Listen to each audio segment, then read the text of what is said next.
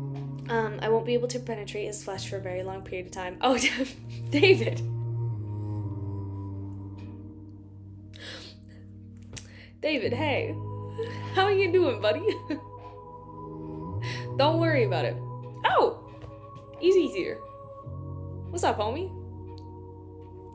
There are 2 ways to completely resolve. Long time no see. Completely resolve the latent problems. One is to seek the help of the sun pathway, sequence 4 unshadowed. However, this is quite a high possibility of cleansing most of the bionic characteristics. The second is to find the hunter pathway of sequence 4 iron-blooded night potion formula. Through the help of the ritual and ingredients, he can directly absorb the foreign object. Anderson inclined towards the latter choice. He's happy to take the risks. It's obvious that Donitz is forwarding me Vice Admiral Iceberg's answer by imitating her style. This isn't his usual style of speech. However, some of the terms aren't precise enough. Could it be that Donitz has secretly modified it to use terms he understands better? Is he worried that Garamond Sparrow wouldn't be able to understand? Klein pricked his brows and cast his attention back onto the content itself. Vice Admiral Ailman adhered to the advice from the Demoness sect and is hidden in a relatively critical period. If that's the case, it's basically impossible to capture her in a short span of time. In 1 or 2 months' time, perhaps the matter will completely blow out and I wouldn't have the need to seek her out. I'll first send Donitz to look at her and keep some hope.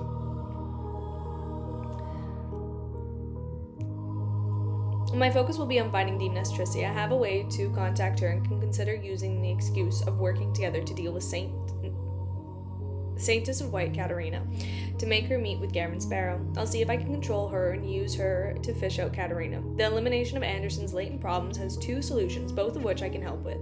Since he's inclined towards taking risks by advancing to absorb the foreign object, I don't have to worry about using Donitz to promote the option of leashing the unshadowed crucifix to him.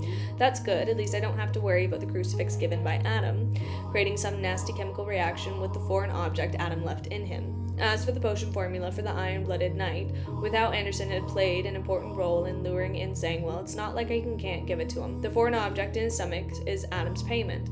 I can directly bestow it to him since he isn't a believer of the fool. Garamond Sparrow has no reason to give him something at such a high level. Amidst his thoughts, Klein quickly made a decision. He conjured the world Garamond Sparrow and made him take on a prayer stance. In the fog sea of the Golden Dream, and the wooden doors that he pushed open and slammed heavily into the wall.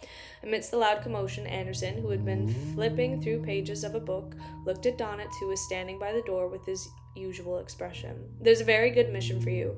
With the cloak draped over his shoulder, Donitz raised his chin and chuckled. Anderson seized up the pirates opposite him and tissed. You seem to be very smug. What's the mission?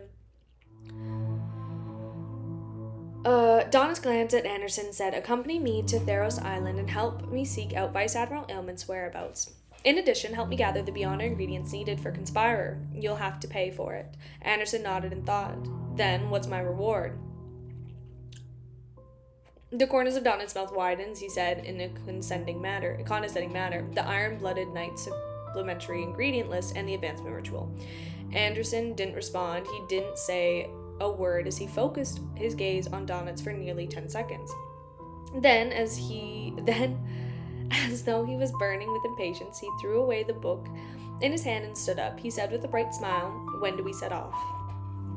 Backland Eastborough, in the rental apartment that had its curtains drawn, Trissy, who was dressed in a black dress, packed her luggage, preparing to head to the next hideout. Her slightly round face was a little slimmer than before. Apart from her sweet smile, she nodded an indiscernible, elegant, and beautiful look. Even though she was in a dirty and chaotic Eastborough, she seemed to be untainted by any dirt. Trissy didn't immediately pick up her black suitcase. After looking around, she walked to the desk and unfolded a piece of paper. She picked up the pen and wrote, Mr. Garamond Sparrow, I've obtained the information I need from Captain of the Royal Guards. He is truly loyal to King George III. You should understand what this means. Next, my goal is to figure out what the king wants. For that, I plan to oppose the Demoness Saintess of White Katarina. She definitely knows the corresponding secrets. She's a Sequence 3, a Demoness of Unaging. She's very difficult to kill, and it's very difficult to capture her. I have to admit, remember the one time I thought Unaging was Unagagging? And I couldn't read it for like 5 minutes? Or Unaging? We can try cooperating. You know how to contact me, Trissy. Putting down the pen, Trissy folded the letter. I think about that every time I read Unaging, that I couldn't read it the first time, and it took me like 5 minutes to clock that it was not Unaging. And I think I read it for like a few chapters. Folded the letter and began setting up the ritual to summon Garamond Sparrow's messenger. She had only written to the crazy adventurer now because she was worried that he would lock onto her hiding spot with the help of the messenger and then teleport over, bringing help to launch an assault. Therefore, she waited until she was about to move, making the attempt. Although Trissy wasn't sure that what Garamond Sparrow's motives were and couldn't determine if he would launch a surprise attack on her out of habit, she chose the most reliable method for her just to be safe. After handling the letter to the messenger, I'll leave and wait for Garamond Sparrow to contact me. I'll try not to meet him until we begin action again. I wonder what faction is hiding behind him. I have to focus on mobilizing and using him, and not to trust him too much. This is indeed troublesome, but it's sufficiently safe. As Trissy thought, she ended what she was busy and took out 2 steps back. Looking at the candlelight, she chanted an ancient Hermes. I summon in my name the spirit that wanders about the unfounded, the friendly creature that can be subordinate, the messenger that belongs to Garamond Sparrow. Just as she finished speaking, the candlelit begrudged and turned abnormally pale. Following that, a figure stepped out of the candlelight and wore a dark and complicated robe, holding 4 blonde red heads. The 4 heads had 8 bloodshot eyes and darted around simultaneously as they cast their gaze at Trissy. Trissy's pupils dilated as though she saw something extremely terrifying. Oh my god. Oh my god.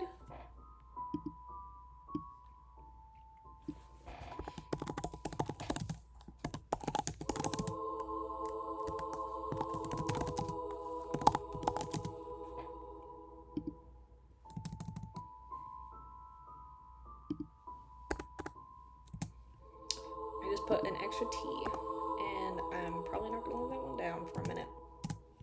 And that's okay. I've accepted my fate. What time is it? We've got 40 minutes left. So, however many chapters I can read in 40 minutes. I'm gonna guess 3. Oh, well, thank you so much for taking a screenshot. I'm gonna guess that I can read 3 more chapters. And then we're good. Back in St. George Borough, in a factory room filled with junk, lights flashed in the mirror filled with obvious cracks. Its surface turned dark and deep as though it was connected to another world. Suddenly, the white hand reached out from under the mirror as though she penetrated through layers of aqueous waves. What are you talking about? It's 10:09. Oh my god. Actually, I'm at 3 hours and 5 minutes, so technically I have 55 minutes. Light flashed in a mirror filled with obvious cracks. The surface turned dark and deep, as though it was connected to another world. Suddenly, the white hand reached out from under the mirror, as though it had penetrated through layers of aqueous waves. A figure walked out of the shadow. She was none other than the sweet and beautiful demoness Trissy with long black dress. There was a rare paleness to her face, as though her face had lost all the... It'd be so funny if I just cut the cameras right now. I'm just like, can't do anything about it. As though her face had lost all its rudiness, her forehead was covered in dense beads of sweat. With a smacking sound, the suitcase of Trissy's hand fell to the ground. She could hardly suppress her horror in her eyes. She then muttered to herself blankly, "The messenger is actually an angel." At the moment, Trissy felt a chill run down her spine, as though the cold wind had blown at her.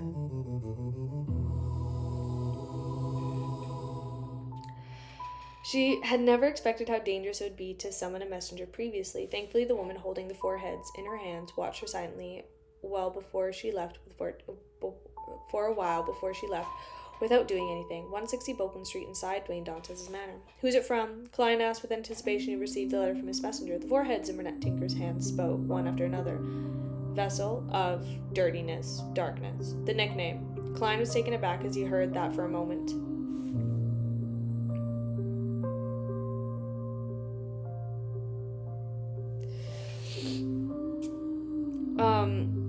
He didn't immediately figure out who Miss Messenger was referring to. In the mind, the people who knew how to summon his messenger quickly flashed past. One by one, he filtered through them. A few seconds, he had corresponding guests, Trissy. From what Klein knew, this demoness, who had been renamed Trissy Cheek, might very well be one of the mediums for the primordial demoness awakening or descent upon the world. In such a situation, calling her a vessel wasn't wrong. And people who knew enough of the mysterious world knew that the primordial demoness was an evil goddess, one that was known as the ultimate bringer of apocalypse, the one that would end everything. Interesting lore. She had a creation of the apocalypse and destruction of everything as her mission. She also wielded authorities such as desires related to feelings and emotions. It wasn't very adept to describe her with dirtiness and darkness, but it was understandable. Similarly, dirtiness and darkness could also describe Trissy, who had been corrupted by the evil goddess to a certain extent. As expected of an angel, she actually dared to say that about the primordial demoness. Klein secretly marveled as he opened the letter and quickly read it. At that moment, he suddenly recalled something. He hurriedly looked at Miss Messenger and said, "What reaction did this..." I have a question. No, I'll leave it. Have when she saw you. She was very scared. Renette Tinker's three heads spoke one after another without giving the last one a chance to speak.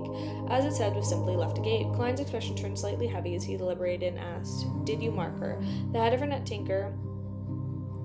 I'm just wondering, okay, here's the thing, I'm just wondering, like, do we ever get a time skip in the book? Or does it just keep going? Because Klein was like, I'm not going to advance I'm not going to advance for at least another year.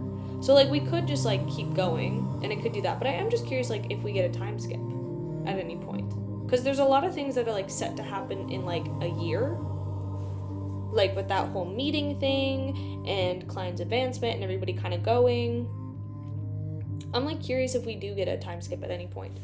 Klein's expression turned slightly heavy as he deliberated and asked, Did you mark her? The head of Renette Tinker, which failed to speak previously, rushed to speak. No. The remaining three blonde, red-eyed heads added because she had the aura of primordial. Klein felt silent for a few seconds before nodding. I understand. After watching Miss Messenger step into the void and leave, he unfurled the piece of paper and quickly read Trissy's letter. She actually sought me out to deal with the Saintess of White, Katerina. Isn't that exactly what I wanted to do? Klein's eyes simmered for a few times, and he immediately rummaged for a black, sticky blob. Right on the heels of that, he transformed into Garamond Sparrow and smeared the blob unformally onto the tiny mirror in the room. He patiently waited for nearly 10 minutes, and the black, sticky blob vanished in thin air. Leaving nothing behind, Klein had failed to contact Demoness Trissy. As expected, what am I reading right now? Oh my god, my brain's kind of turning to mush. It always is mush. My brain's actually pretty smooth. There's no grooves in there. It's just kind of like nothing special. But I think it's turning even more to mush. I definitely wouldn't have let her appear in front of Trissy, or I would have informed her that the demoness were to summon her. She can bring both the person a letter over. Klein sighed silently and could only blame it on his luck. For that moment, he suddenly heard a series of illusory pleas. In a dark alley in the Backland Bridge area, Shio hid Wintry Blade and entered the area looking around wearily. Not bad, you're getting more and more experienced. A deep male voice sounded, and a figure walked out from the darkness around the corner. He stood tall, wearing a golden mask, and revealed his eyes, nostrils, mouth, cheeks. It was none other than the MI9 member who contacted Shio before. Why did you contact me so urgently? Shio asked. The golden masked man didn't make any small talk and directly asked, You still seem to be monitoring Viscount Stratford's surroundings. Have you discovered anything unusual recently? Shio thought and said yes. He had intimate... Holy fucking nah, read the book. He had intimate contact with a girl of unknown origins. He made her visit him at his residence late at night several times. I tried to track the woman down, but I failed both times. Also, Viscount Stratford suddenly went out in the middle of the night 2 days ago. I don't know where he went because I didn't manage to follow him. The golden masked man tersely acknowledged this as he went deeper into the details. Shio answered according to the...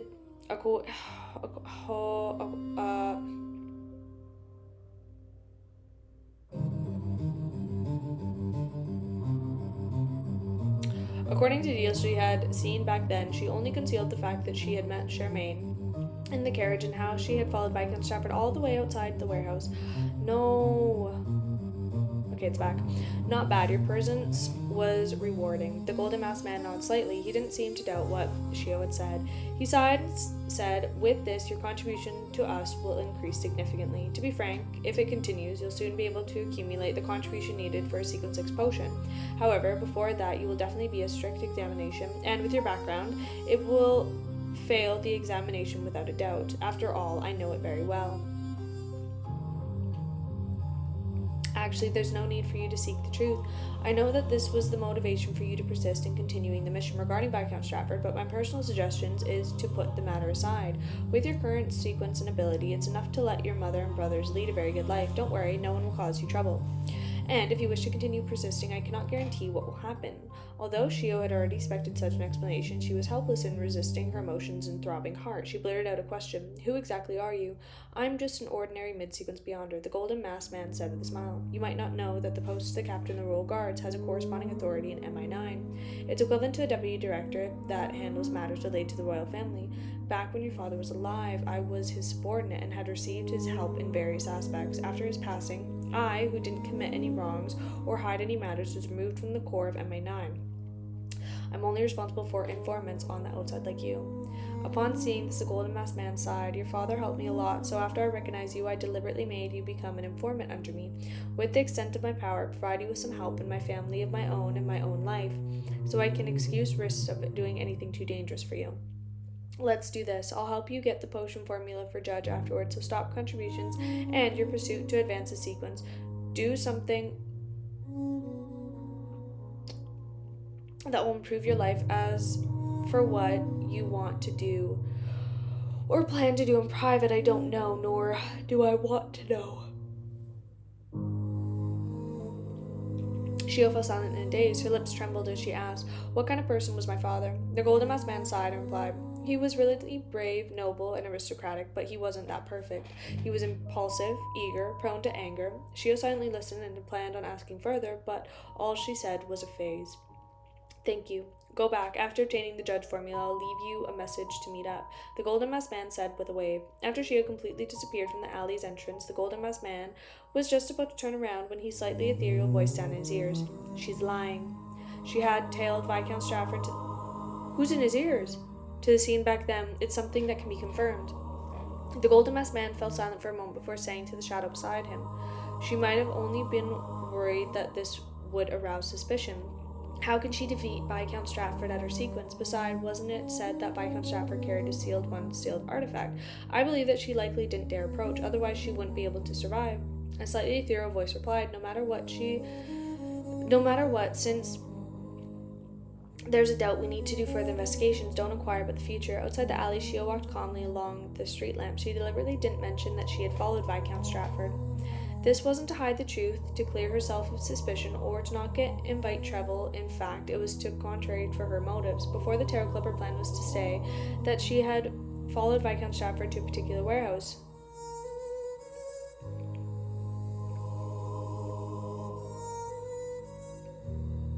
In the dock area outside, she was scared of the terrifying hurricane. This was more convincing and made it less prone to suspicion. However, after knowing that the matter piqued the World Gammon Sparrow interest, she secretly changed the mind. She decided to use an explanation to garner suspicion. She felt that she wanted to investigate the king's secret at her level. It might take another 3 to 5 years, or even longer. Perhaps there wouldn't be any hope forever, but with the world's help, success was possible. As such, she was willing to bear the risk and place herself right in the middle of the tides. And today, before meeting the golden masked man from MI9, Shio had prayed to Mr. Fool so that he could inform the World Gammon Sparrow of her thoughts.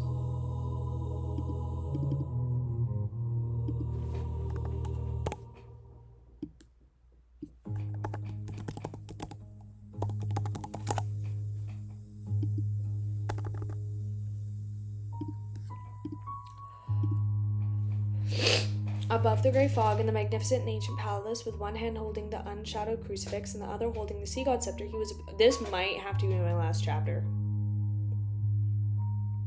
I know I said I was going to do 4 hours, but I might have to end it here.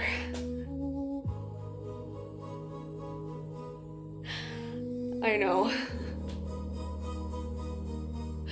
I'm fading. After an endless gray fog of the magnificent ancient palace, with one hand holding the unshadowed crucifix and the other holding the sea god scepter, he was observing the real world through the crimson star that represented judgment. Oh my god, does something start this chapter?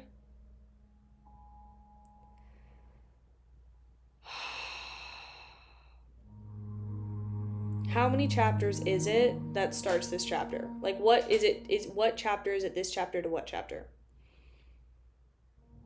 That's going to determine whether I stop.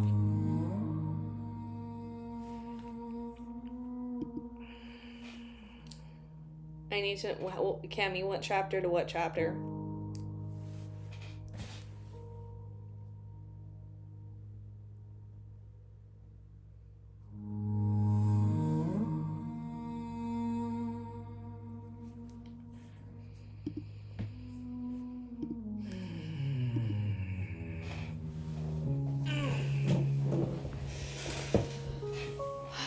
Above this endless gray fog, the magnificent ancient palace, with one hand holding the unshadowed crucifix.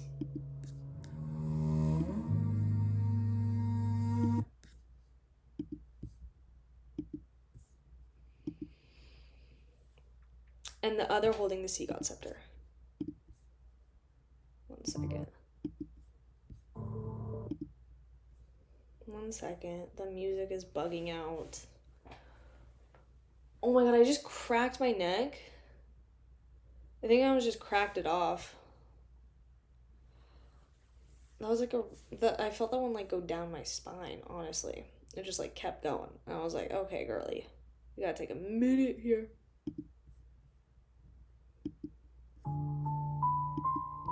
There we go.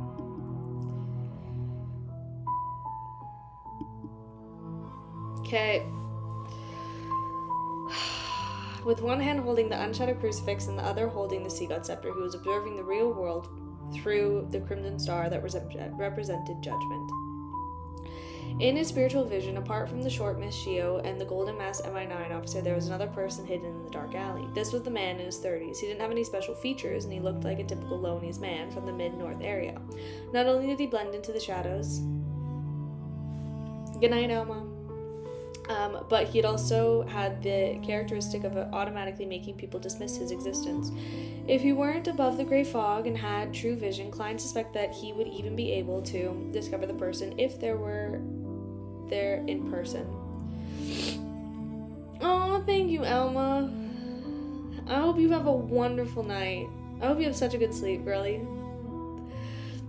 He would only be able to outline the person with his spiritual intuition when the person took any abnormal actions. Hiding in the shadows was physiological invisibility, or psychological invisibility. Half of it depends on the item, while the other half depends on the sequence. In conclusion, there isn't a demigod.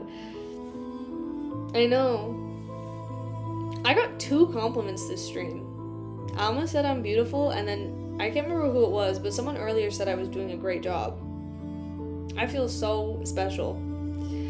And doesn't have any notable mystical items. If the matter concerning Viscount Stratford was really related to her, there must be a mastermind behind it, or even a faction. In the situation where the undercut surging about, letting the demigod who might know too much perform the investigations might throw them into a trap. And if the demigod who knows little of the situation were to do it, there might be a chance that the information was leaked to the 3 churches as a result of an impetus of them to be investigated. Oh, Juju said it. Aw, I'm feeling so blessed. In the case of Sequence 5 or Sequence 6 Beyonders with trustworthy strength, while also not knowing too many secrets due to the limitation and rank of the excellent choice, Klein silently said to himself, give up the thoughts of teleporting over as Garamond Sparrow to capture him. He could get any useful information for now. He decided to wait patiently, waiting for the situation to change. Of course, it was possible for him to continue wandering from above the gray fog. If that happened, his physical body in the real world would be defenseless for a long period of time. An accident would be disastrous, hence he created a batch of charms that handed to judgment. The magician and the tarot club members that were immediately activate the charms of the situation deteriorated. That way, they could receive the help of the world. The world This would be simpler than directing, reclining, or honorific name of the fool to get him to forward the information. This was inspired by the Evernight coat of arms that the Aztec leader of the Church of Evernight, Ariana, had provided him. It was equivalent to a solidified ritual of pointing to him. From the mystical angle, the principle wasn't complicated and difficult. Needed to carry out the ritual was the target could react upon receiving the news from a distance away. This was to mean that for the limited distance of the sequence 3 saint to find, but for unlimited distances it needed to be at the angel level. As a newly advanced demigod, Gammon Sparrow was able to allow the charm to be useful because, when he made it, he used the corresponding honorific name and symbol of the sea god Calvatuya with the help of the grey fog. He could respond throughout the world. It sounded a little complicated, but simply put, he had made use of the other identity levels. As for materials used in the charms, it was mostly tin, extremely easy to obtain, and cheap. In the Backland Bridge area, Shio had both hands in her brown jacket pocket. She strolled leisurely along the streets. Under the light of the street lamp was a distance away. Her expression was relatively calm, but she was unusually tense. The hands in her pocket either had the handle of a wintry blade through the hole, while the other was holding on to the charm made of tin with some force. That was the summoning charm provided by the world Gammon Sparrow. As she walked, she made several detours without suffering from any ambush. The night remained quiet and tranquil. Initially, she was worried that the king of the factions would be able to openly capture her through MI9 or other official organizations that bring her back for the investigation. In that case, summoning Mr. World would only lead him into an extremely awkward, dangerous situation. It was equivalent to being at odds with all the official factions in Backland. Bye, unknown. I hope you have a wonderful rest of your night. Thank you.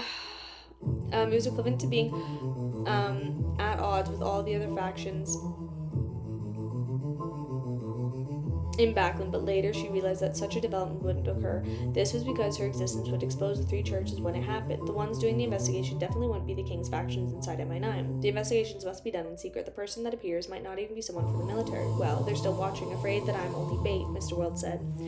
Not to trouble him if we can resolve it ourselves. Shio looked around her without letting down her guard. She didn't continue loitering outside and returned to the periphery of Eastborough and entered the rented condominium. Frankly speaking, she didn't want to involve Forrest in the risky endeavor. However, the 2 of them were the ones who had been following Viscount Stratford. This means that Forrest had also been put on the investigation list. Although, as long as Forrest hid in the Eastborough and seldom went out, I wasn't certain that MI9 could find her. Doing so would lead to the corresponding investigation to reach out further based on her past experiences. Family and friends, as well as people communicated by letters, would definitely be investigated. This easily affected others. Furthermore, if the 2 of them hid separately and didn't stay together, the feeling of them being bait became too obvious. It made it difficult for them to hook up any targets. After getting Four's approval, Shio finally closed the subsequent development with her friends. Opening the door and entering the house, Shio had just taken off her cap. When she saw Forrest put down the magazine, she stood up, curled her hair, smiled, and asked, "You weren't followed, right?" This was a secret signal the 2 of them had agreed upon ahead of time. On the surface, it showed their concern about being followed, but they were actually asking if the other had been investigated. No. Shio shook her head seriously. Forrest didn't continue this topic, and said she went on and on, grumbling about how she couldn't buy any good tea leaves or alcoholic beverages in the vicinity. It required her to walk very far and find them.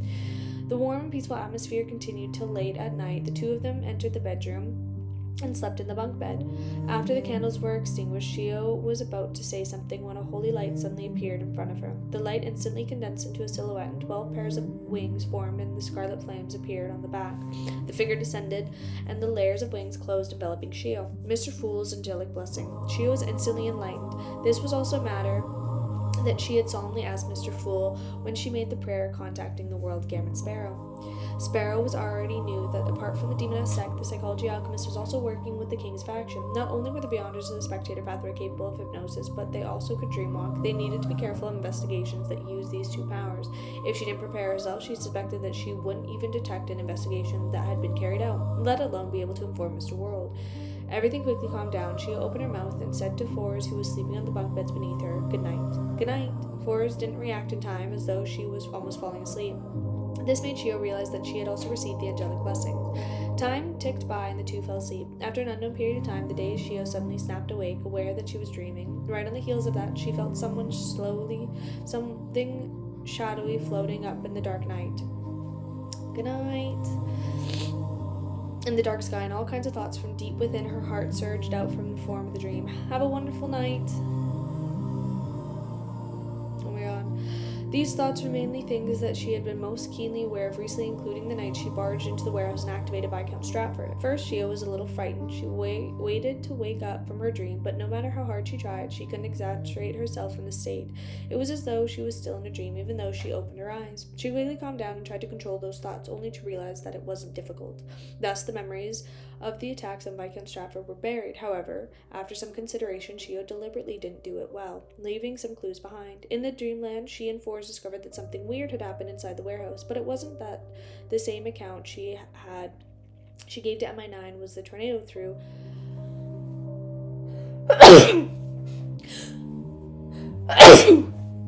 through the roof. Furthermore, they didn't escape immediately. Shio believed that this would allow the person who invaded her dreams to notice a problem but be unable to resolve it. After this, the investigation would confirm that there was a demigod or some faction behind the two of them. They would then believe that they weren't too difficult to deal with this because the level of the secret wasn't too high. This way, it was likely that they wouldn't send a demigod to deal with the aftermath. And this was a development that Shio anticipated. After all, the demigod had a high probability of knowing that the king's secret due to the positions they occupied. At this moment, Shio's dream began to turn scattered, as though she had escaped some sort of garden. She knew that this was a sign of a turbulent leaving. For the rest of the night, nothing abnormal happened to her in Fours. The sky lit up and the morning sun's rays started to emanate through the thin fog.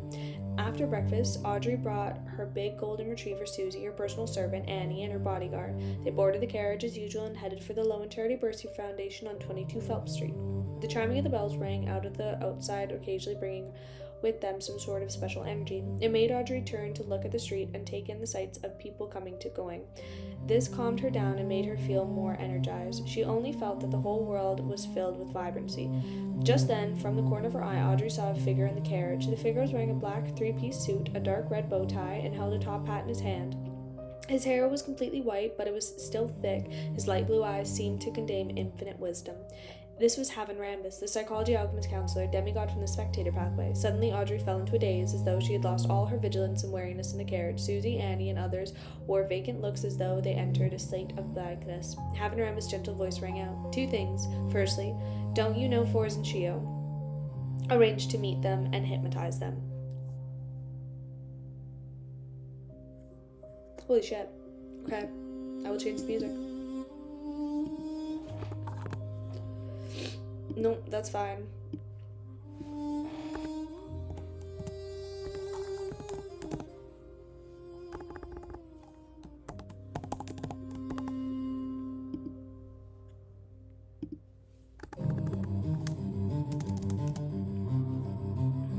Damn, okay.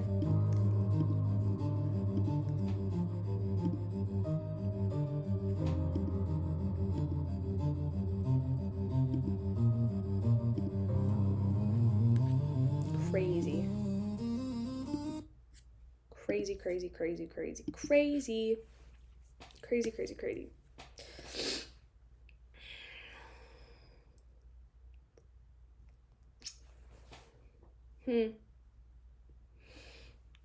Oh my god.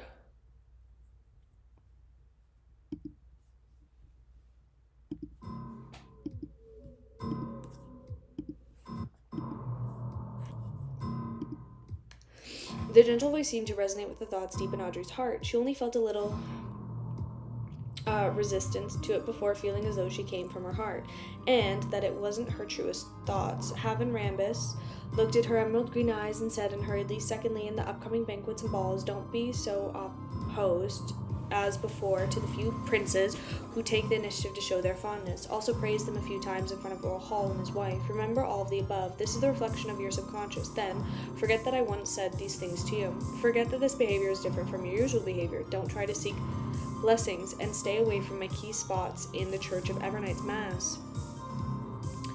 With that said, Haven Rambus retracted his gaze from Audrey's eyes and turned to cue Annie and the rest, preventing them from being surprised by their mistress's subsequent odd behavior. After dealing with these little things, he disappeared from the carriage without causing a stir. Ring, another bike passed by the window as Audrey's slightly anxiously eyes recovered their luster. She looked at the people in the street coming and going when she suddenly let out a soft exclamation. Then, embarrassed, she turned her head to say to Annie and the rest, I forgot something. I have to visit Glint first. At this moment, the carriage hadn't left Empressboro and wasn't too far from Viscount Glyn's residence. The servants, like Annie, didn't find it strange or become put in a difficult position. They quickly instructed the coachman to turn into another street. This continued until 20 minutes into 10 in the morning. Audrey finally arrived at Phelps Street. She walked into the second floor of the Low and Charity Bursary Foundation and entered the director's office. Looking at Annie and the others, either organizing documents or using the spring water they brought alone to prepare black tea, Audrey brought Susie along with the lounge that was attracted to her office. It was as though she wanted to check her face and determine if she needed her lady maid to help her touch up her makeup. During this process, Audrey glanced at the keyhole and asked Susie to relax manner, "Was there anything abnormal with my behavior today?" This was a habit that she had only gotten in the past few days and had only started from the moment Havin Rambus disappeared. She knew that Mr. Fool's angelic blessing was permanent. Wasn't permanent, it could only be sustained for some time, and she wasn't able to determine when Havin Rambus would visit her. When this happened, she wouldn't have the time to pray to Mr. Fool and do the corresponding preparations. Therefore, from her understanding from caution attitude towards psychological and mysticism, she not only checked her behavior 3 times a day for abnormalities or for excessive coincidences, but she also instructed Susie to take note of her condition and be her mirror. This was a precautionary measure of being hypnotized by Havin Rambus, include without realizing it. Susie sat by the side, and although serious before saying yes, Audrey's smiling expression stiffened. She quickly loosened, and Susie waited for her explanation. Susie wrinked her nose and looked around before continuing. "You didn't plan on paying to visit Viscount Glyn when you left the house, but you changed your schedule halfway. You'll inform me of a general schedule ahead of time over the past few days, but you said that you would discuss it with me if you decide to change or add the schedule." Upon hearing Susie reply, Audrey's expression turned grave. She didn't feel that there was anything unusual about the matter, but the situation was extremely abnormal. This made her almost certain that Havin Rambus had been here before, after she left her house and before she headed to Glyn's residence. The other party had already cued the hypnotist and removed all traces. However, he didn't exhort the dog, making it feel like everything that it saw was normal. Audrey subconsciously waited for Susie to leave so that she could pray to Mr. Fool, but she was hesitant. Would my current behavior be monitored by Havin Rambus? Will I be sitting somewhere in the room and quietly be watching me? No, if that were to happen, it would have discovered a problem when I asked Susie. Praying wouldn't make the outcome any worse. Even if he's here, Mr. Fool would have discovered it. I can promise a future sacrifice and pray that he directly sends divination punishment. However, why don't I wish to pray and ask for help? Audrey stood there, all kinds of feelings running through her mind as she instinctively wanted to escape. This made her realize the contradiction, and she realized that there was a bit of reassurance in her head. From the perspective of psychology, mysticism, and had the bad guess, she quickly put aside her ideas of seeking help, allowing herself to be in her usual state of praying to the goddess without the desire of getting a response. This greatly reduced her conflict in her heart. Audrey instantly became confident. She gestured for Susie to leave first, then she looked in the mirror and began shortly hypnotizing herself. "You're not asking for help, you're only doing your usual prayers. You're not asking for help, you're only doing your usual prayers." After repeating it over and over again, the vortex deepened. Her light greenness of Audrey's eyes that could suck a person's soul slowly dissipated, and her eyes returned to normal. She then raised both her hands and placed them between her mouth and her nose. Then she chanted in ancient Hermes, "The fool that doesn't belong to this era. I might have met Havin Rambus." As she spoke, she didn't mention any desire for any help, but described her discovery. After waiting for a while, the deep red light appeared in front of her, Audrey drowning her like a tidal wave. Suddenly her thoughts became clear, and the image flashed across her mind. It was Havin Rambus in his black 3-piece suit, who was sitting in a horse carriage sitting opposite her. It was the elder who had exhorted her with a gentle voice. It was the demigod of the spectator pathway, whose light blue eyes and seemed to contain infinite wisdom and power. At the same time, those words resounded in Audrey's ears, again making her resemble everything that happened today. After the crimson glow disappeared, she saw the long bronze table in front of her. Sitting in the seat of honor at the end of the table was a figure shrouded in grayish-white fog. As emotions of fear, horror, and panic surged through her, she stood up, lifted her skirt, and curtsied to the great existence. "Thank you for your blessings, honorable Mr. Fool." Klein nodded and smiled approvingly. "You handled it well." Upon hearing this, Audrey suddenly felt at ease, no longer as nervous as before. She sat down and calmly described what had happened to her. As the Fool, there was no way for him to directly discuss things with Miss Justice, analyze it for her, or give suggestions. All he did was smile and say, "This was a test of fate." A test. Only through the test will I have qualifications to become a demigod, so that I can protect the people I want to protect in Backlund, which is a state of turmoil. Audrey interpreted Mr. Fool's hint and nodded seriously. "I understand."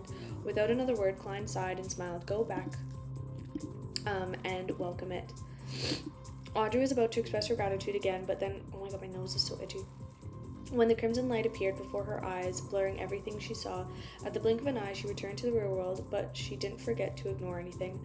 A test. Does this mean that I have to resolve the danger of Haven Aramis without exposing my secrets? Even if I caused the death of Haven Aramis, I still wouldn't be suspected of the psychology alchemist. Should I do that? Audrey looked at the abnormal beautiful blonde in the mirror.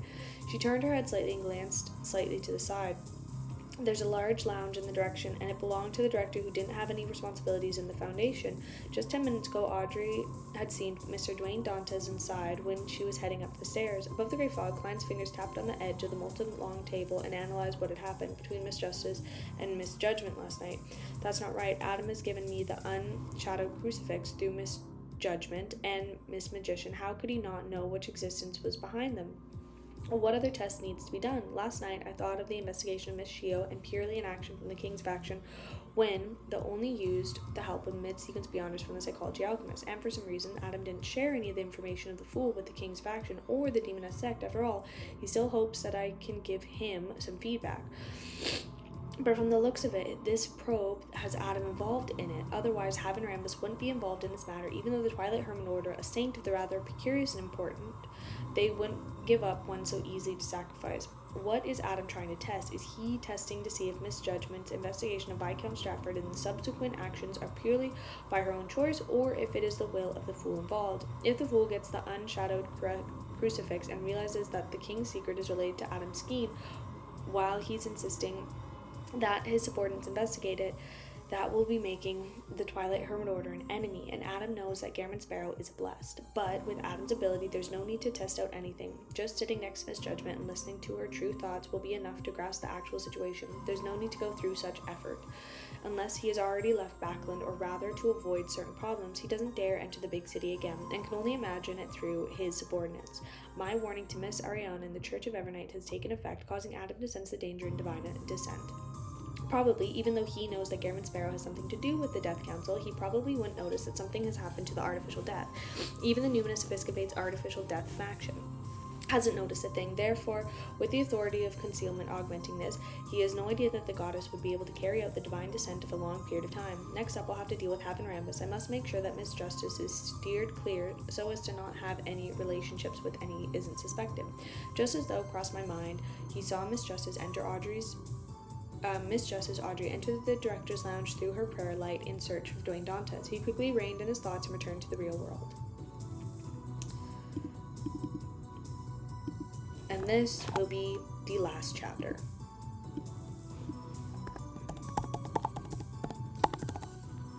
To be honest, I'm super surprised I made it this long.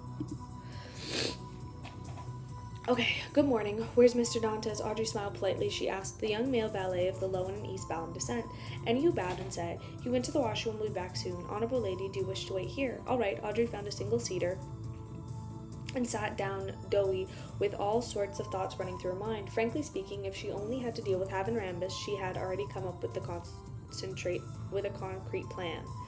It was to hypnotize herself in advance. When Haven Rambus came to gather feedback, she would activate the world Gammon Sparrow's row charm without any One second.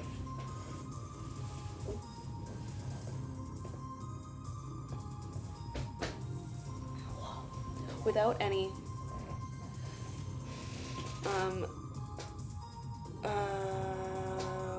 without any ill intent. Then she would work with a crazy adventurer to hunt the demigod. In order to ensure that there aren't any problems, I can also make a request to Ma'am Hermit for help. She's already a demigod and can lurk in the darkness. She can then combine force with Mr. World in the critical moment. That way Haven Rambus likely wouldn't be able to escape. Audrey pursed her lips and then she held back from gritting her teeth. As for how the Hermit was to come to Backland, she didn't find it problematic. She could rent out the Managed Travels and get Mr. World to record teleport before requesting Mr. Fool to pass it to her. But this way, even if Haven Rambus didn't manage to escape, the psychological alchemist would have ample reason to suspect that the Marauder was the last person demigod to inherit with Audrey herself. And this means that there would be countless troubles in the future. Audrey's eyes shifted slightly as she tried hard to calm herself down. At that moment, the white side-burned, elegant Dwayne Dantes returned from the washroom. He smiled and greatly, and the noble lady was waiting for him. After letting his valet and you guard the door, this tycoon looked around before finally turning his gaze to Audrey. You seem to have encountered some difficulty. Audrey didn't interpret Mr. World's action and replied frankly, yes. She gave a description of what she had encountered and said, what should I do to solve the problem? When she really meant was how she could avoid leaving behind any remnant problems for the future. Klein smiled and said, why don't you discuss it with the two ladies? That's right, like Mr. Moon, we can request for a private mini gathering. Oh, Judgment, Shio, and the Magician Fours will definitely participate. Apart from them, I can also invite Mr. World, Mr. Hangman, Ma'am Hermit, Mr. Moon. I can count him out. Audrey felt excited for some baffling reason. At this moment, she felt as though she wasn't fighting alone. I understand. Audrey nodded for a smile. She then thought of another problem and quickly took the opportunity to ask. Having Rambus has made me no longer reject the princes and praise them in front of my parents. What's his motive? Klein thought for a moment and said, perhaps it's to show some kind of friendliness on the surface. It's to rope in your father and make a hint to the Church of Ironite behind him, regardless of the king's secret. No, literally, I noticed. I was like, he left them all out. Whether it succeeds to not, will we definitely need to at least one Orthodox Church support so as to reduce the opposing forces. Is it so? Audrey didn't really reject Mr. World's explanation. This was what the politics are familiar with. If she stripped off the outer shell and involved beyond her powers. She didn't stay any longer and returned to her own office. After settling the daily affairs, she grasped her afternoon break and prayed to Mr. Fool and applied for a mini gathering to be convened. After the endless grayish-white fog, dark beams rose up around the long bronze table. Audrey looked around, stood up, and curtsied to the other members. Everyone, I have something I wish to hear from you. It sounds urgent. Alger nodded gently and replied. Audrey sat down and said yes. She then looked at Shio and Fours. I met Havin Rambus this morning. He hypnotized me to do things for him and forgot his appearance. Fortunately, I was quite careful and cautious. I quickly discovered something odd, and thanks to Mr. Fool's blessings, I remembered everything. One of the things Havin Rambus asked me to do was to arrange for a meeting for Miss Magician and Miss Judgment and take the opportunity to hypnotize them. I'll obtain intel on the instigator for the actions they had recently taken and also get them to leave Backlund as quickly as possible. What? Fours was really worried about Miss Justice's safety, but she never expected things to make one rotation before coming back to her and Shio. To think they targeted Miss Audrey is really hard to ground against them. She targeted by a demigod. After a moment of shock, Fours felt the most astonished and afraid. She couldn't help but look at her friend and saw Shio sitting calmly, but her hands had uncontrollably clenched into fists. Catly didn't understand something as she frowned and asked. The psychology alchemist, or should I say Havin Rambus, discovered that Miss Judgment and Miss Judgment are I'm assuming that's Miss Magician and Miss Judgment are members of the Tarot Club. Or Miss Justice and Miss Judgment. It's one of them, one of the combinations. This was a very serious and crucial matter. Audrey shook her head and said, no, it's only because I know them in the real world. Oh, it's Miss Magician and Miss Judgment. At that moment, she no longer tried to hide her identity from Fours and Shio. In fact, ever since Shio joined the club and obtained a judgment card, Audrey knew that she would be exposed sooner or later. Through repeated observation, she had confirmed that the two friends had already guessed it, but they tactically didn't expose her. You know them? Cattleya asked in surprise and adjusted her heavy glasses. Audrey nodded. Yes, they were actually recommended to be by Mr. Hangman, can testify. Ah, didn't we chant Mr. Fool's honorific name because we wanted to save ourselves and get pulled in here? How did it become a recommendation process? Fours looked at Miss Justice blankly before glancing at Shio, her face blank and confused. Shio also had the rare, similar expression because the world recommended had exceeded what she knew as well as her speculations. Audrey felt a little embarrassed. She blinked and explained to her two friends. Because all of you have your own special qualities, and I also hope that the Tarot Club will develop and expand, I recommended the two of you to Mr. Fool. However, this was just a chance for you. If you had passed Mr. Fool's test, he would have pulled you in. I fucking love it. Test. This... What kind of test did I undergo? Fours was confused. As for Shio, she thought many things, especially the origins of the paper that had Mr. Fool's honorific name, as well as her frantic search for the exorcism. No wonder I had an inkling that they knew each other. No wonder Miss Judgment only entered the club after so long. This was probably due to the different individual experiences. Each of them have their own specialities. This specialty is the select criteria. Do I have one? Cattleya came to the realization that she came up with a theory.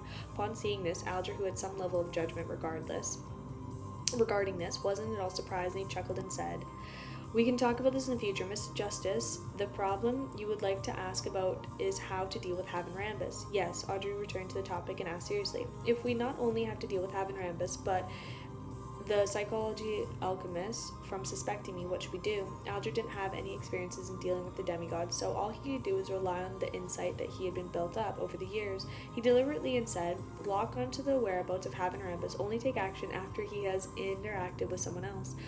How do I lock into him? Or onto him? Audrey asked a question herself before giving the answer. After getting the answer from Miss Judgment and Miss Magician, I'll wait until Haven Rambus leaves after I meet him again. Then I'll recite Mr. Fool's honorific name and ask him to cast his gaze on the demigod. Theoretically, it's possible. My true vision above the Great Fog has a radius of nearly 10 kilometers. As long as Haven doesn't know teleport, I can confirm his location and trajectory for a short period of time. Then I can reunite to the real world and directly teleport over. This will require the help of donation, but the problem is that this requires the Fool to personally intervene. As the World Cameron Sparrow, Klein said in a hoarse voice, let me remind you of something. Miss Judgment and Miss Magician had mentioned Adam in the real world. The psychology alchemist originated from the ruins of Hermes, who were a member of the Twilight Hermit Order. And Mr. Fool, who doesn't wish to be at odds with the Twilight Hermit Order because this matter, even if we were to do anything, we must try not to let the other party know. The string of words contained a lot of information that made Alger, Catley, and the rest feel like they were seriously experiencing a literal brainstorm. Shio and Fours were even more shocked. So the organization is called the Twilight Hermit Order. Mr. Fool doesn't want it to be the enemy over this matter. Is it because he had just finished collaborating with the Angel of Imagination Adam over the matter of Insangwell? I never expected the psychology alchemist to be related to the Twilight Hermit Order. Wait, Hermes, he's still alive. He's actually a member of the Twilight Hermit Order. The member of the organizations are really unimaginably important figures. Alger first glanced at Garamond Sparrow before failing to resist the urge to look up at Catlia. He realized that the latter was equally shocked without hiding it. The Twilight Hermit Order is Merlin. We have 1 page left. You truly are cursed, my guy. But welcome back. Is this the ancient secret organization that Emperor Ozel joined? Catlia mumbled to herself as she was seeking confirmation. Garamond Sparrow give the answer. Yes. After you return to the real world, it's best if you don't think about matters like this again. You'll easily be detected. If you don't trust yourself, you can get Miss Justice to give you some psychological cues. And we are done. It wasn't 4 hours, but it was 3 hours and 48 minutes. So there you go.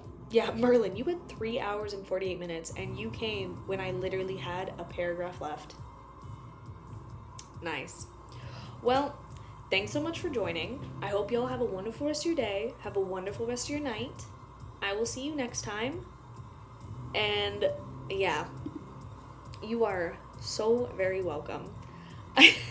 Bye, Merlin. Have a wonderful rest of your time. Thanks so much for joining. I hope you guys have a wonderful rest of your night. Have a wonderful rest of your day, whichever one you're at. And I will see you next time. Bye-bye. Bye, Mr. and Mr.